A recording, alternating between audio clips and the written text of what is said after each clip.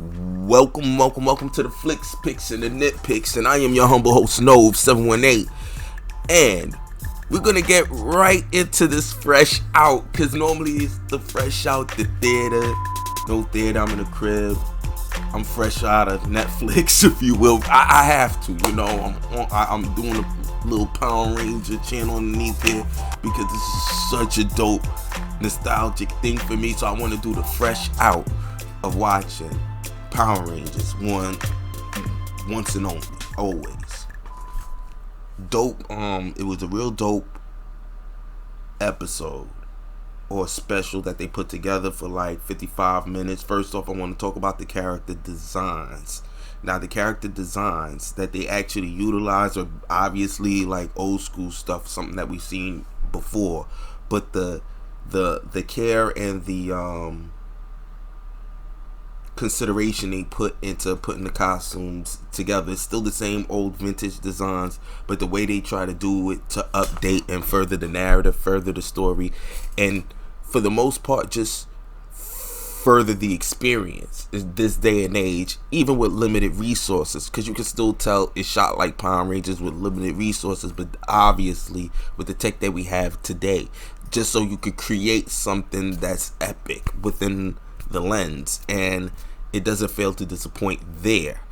But all in all, yo man, nostalgic feels runneth over, no lie. It was really dope to see, and I think the best thing about it was the same old school cheese you've seen before, but it was matured enough.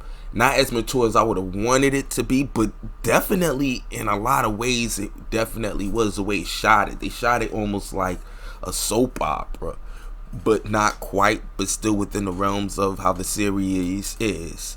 But it's adult up in the fact that, think that there's a lot more weight, I guess, to what's going on, especially with the fact that they started off with one of the characters being killed, so, and actually utilizing the word several times over, something that they never did in the original, that I never realized, but or really took that much note of, even though I'm not surprised, because it always really did say destroyed until people started saying it. I was like, oh yeah, they really never said that, they always just said destroyed.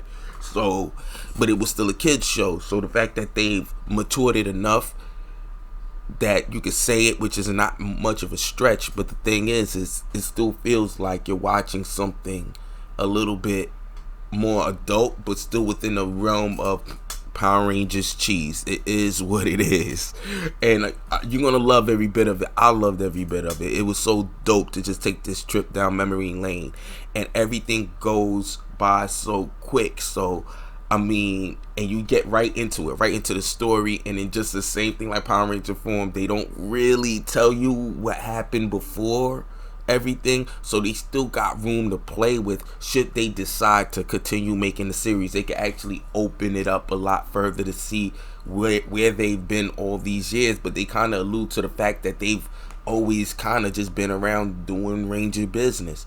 There's no real way of explaining whether or not they ever did become Omega Rangers, because you can still insert that there. But needless to say, I liked it. It was real dope.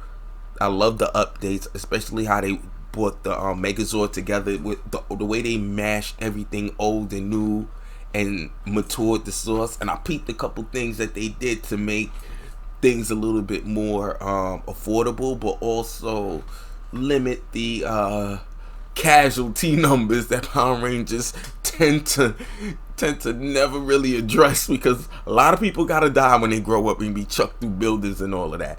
But needless to say, I enjoyed it.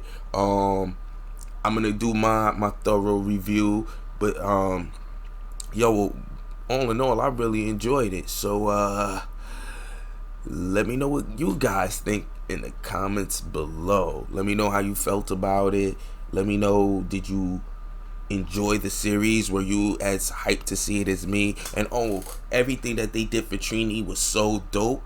I kind of wanted it would have been dope if they would have did more, but at the same time, the way they ended it and how they chose to end it was was enough. You couldn't have ended it no other kind of way.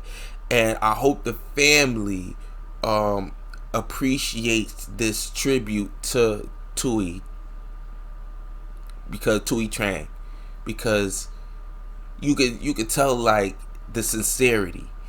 It would have been so much better to have seen Amy Jo Johnson and Austin St. John there, but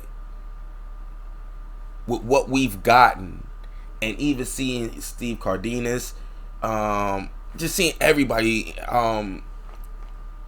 from Rocky, Aisha to Adam, yo, it was just dope to see it. Like, again, it was almost like revisiting like your childhood all over again. And you know what I mean, for the little bit of moment that we got, it was actually hella dope.